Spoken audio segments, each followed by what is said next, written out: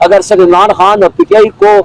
دبانے کے لیے اگر سارے ادارے استعمال ہوں گے تو لوگوں کا ٹرسٹ ختم ہو جائے گا۔ آج بھی یہ کہا جاتا ہے کہ چیف آف آرمی اسٹاف جناب کرپشن کے خلاف بڑا کام کر رہے ہیں، میں نے پہلے بھی کہا تھا بہت اچھی بات ہے، لیکن اچھا ہوگا کہ کرپشن کو ختم کرنے کا آغاز اپنے اداروں سے کریں،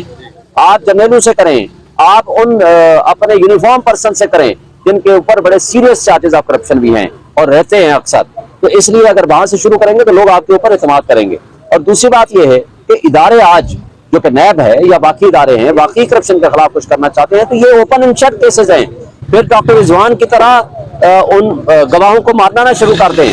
پھر آپ مخصوص چپراسیوں کو مارنا نہ شروع کر دیں، پھر اس کے اوپر واقعی تحقیق کریں اور جو کرپشن میں ملوث ہے اس کے خلاف پروسیڈ کریں۔ نواز شریف اور جہانگیر ترین، جو کہ جہانگیر ترین کو نواز شریف والے پہلے ATM مشینیں کہا کرتے تھے عمران خان کی، اب وہ ان کے ساتھ اس طرح شیر و شکر ہیں کہ جیسے وہ بس علیم خان اور جہانگیر ترین سے زیادہ فرشتہ آدمی کوئی نہیں رہا، کیونکہ وہ بھی PMLN کی طرح ووٹ کو عزت دو تو انہوں نے کبھی کی نہیں، ووٹ کو عزت دو کا نعرہ اٹھایا ہوا ہے اور استحکام پارٹی کنگز پارٹی کے طور پر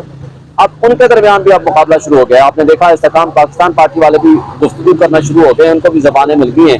اس لیے کہ انہوں نے کنگز پارٹی بنوا تو نہیں استحکام پارٹی، لیکن اب ووٹر کہاں سے لائیں؟ اب مقابلہ ان کے درمیان ہے آپس میں، کیا استحکام پاکستان پارٹی کنگز پارٹی تصور ہوگی یا مسلم لیگ نون کنگز پارٹی تصور ہوگی؟ اب دونوں ایک دوسرے سے آگے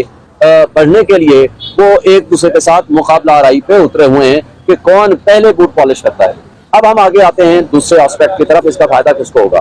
دیکھیں عمران خان کو تو نہ فائدہ ہے نہ نقصان ہے۔ عمران خان نے تو دیکھیں نیب لا کے تحت مستقل کہا گیا کہ جی یہ جو امینڈمنٹس آئی ہے اس کا فائدہ عمران خان کو ہوگا۔ عمران خان نے کہا مجھے فائدے نقصان سے نہیں، میں کرپشن کے خلاف ہوں، جس نے کرپشن کی ہے اس کو سزا ملنی چاہیے، جس نے جرم کیا ہے انہوں نے کیا کیا؟ آپ کو دیکھا 3 کام انہوں نے کیا، آتے ساتھ ECL سے اپنے نام نکالے، جس کو سپریم کورٹ نے سو موٹو نوٹس لیا۔ نیب لا کو انہوں نے ترمیم کی کس کے ذریعے؟ لا منسٹر کے ذریعے، جو لا منسٹر وہ ہیں جو شریف فیملی کے وکیل تھے، اور پارلیمنٹیرینز نے اپنے کیس رکھے سامنے، ہاں جی کون سی شک ہمارے کیس کے ساتھ ہٹ کر رہی ہے وہ شک تبدیل کر لو، دوسرا کیس رکھا اس میں جو شک آ رہی ہے اس کو تبدیل کر لو، اور وہ سارے 1100 ارب روپے کے جو کرپشن چارجز تھے وہ اپنے آپ کو بری کرا لیا۔ بہرحال سپریم کورٹ نے جاتے جاتے اس میں بڑا اچھا فیصلہ کیا، اس کے اندر وہ جو بینیفٹ ان کو دے دیا ہے ایٹ لیسٹ ایک لحاظ سے کہ جی وہ نیب لا سارے کے سارے ریسٹور ہو جائیں گے۔ اب یہ پراسیکیوشن پہ ڈیپینڈ کرتا ہے کہ واقعی صحیح معنوں میں ادارے اگر سنسیئر ہیں، اگر ادارے، اب مجھے کل ایک دوست بتا رہے تھے کہ جتنی کرپشن مولانا فضل الرحمان اور اس کی پارٹی کے لوگوں نے کی ہے، ان کے منسٹرز نے کی ہے، ہر ہاؤسنگ منسٹری ہمیشہ ان کے پاس صحیح ہے، جتنی کرپشن انہوں نے کی ہے بھائی اس پہ تحقیقات کریں نا، اس سے ٹی وی میں بیٹھ کے یا باہر سے باتیں آتی ہیں تو بھائی اس پہ تحقیقات کریں کہ یہ پیسے کہاں سے آتے ہیں ان کے۔ تو نیب اگر خاموش ہوگا، اگر صرف عمران خان اور PTI کو دبانے کے لیے اگر سارے ادارے استعمال ہوں گے تو لوگوں کا ٹرسٹ ختم ہو جائے گا۔ اس کیس کے حوالے سے دیکھیں جو ایک بینیفٹ نواز شریف اور جہانگیر ترین کو مل سکتا تھا وہ تھا اونلی ٹو دی ایکسٹینٹ کہ وہ بیک ڈیٹڈ اپیلیں فائل کر سکتے تھے، لیکن وہ چیز ختم ہو گئی ہے۔ اب اگر جو 184(3) کی پروسیڈنگز ہوں گی اس کے اندر ایک اچھا لا بن گیا ہے، میں سمجھتا ہوں یہ، چونکہ ہماری رائے یہ تھی کہ یہ آئین میں تبدیلی کے ذریعے ہوتا، لیکن اب چونکہ سپریم کورٹ نے اس کو ریکٹیفائی کر دیا ہے، میں سمجھتا ہوں کہ اس کا فائدہ ہوگا کہ جس کے خلاف بھی کوئی آرڈر پاس ہو تو اس کو ایک رائٹ آف اپیل ایک مل جائے گا۔ لیکن جو 50 سالہ پرانے مقدمات تھے، 10 سالہ پرانے مقدمات تھے، 30 سالہ پرانے مقدمات تھے جو آلریڈی فائنل کلمینیٹ ہو گئے تھے، ان کو رائٹ آف اپیل دینا یہ بدنیتی بھی تھی، اور سپریم کورٹ کے ایک یونیورسلی ایکسیپٹڈ ایک پرنسپل ہے کلوزڈ اینڈ پاس ٹرانزیکشن، وہ اس کے ہٹ میں آتا تھا، اس لیے وہ رائٹ واپس لے لیا گیا، اس کو الٹرا وائرس کیا۔ سر ایک اور چیز بتائیے گا کہ اس وقت جو ہے چیف جسٹس آف پاکستان نے بڑا فیصلہ دے دیا پریکٹس اینڈ پروسیجر بل کے اوپر، یہ بتائیے گا کہ نواز شریف کی واپسی میں اب کس قسم کا ریلیف عدالتیں دے سکتی ہیں یا نہیں دے سکتی؟ دوسرا سوال یہ ہے کہ الیکشن کی بہت ساری جو اپلیکیشنز ہیں PTI کی بھی وہ الیکشن نہ کروانے کی پینڈنگ ہے سپریم کورٹ کے اندر، تو اس فیصلے کے بعد اب چیف جسٹس کے اوپر کتنی بھاری ذمہ داری عائد ہوتی ہے کہ وہ ان کو بھی جو ہے وہ جلد از جلد سماعت کے لیے مقرر کریں؟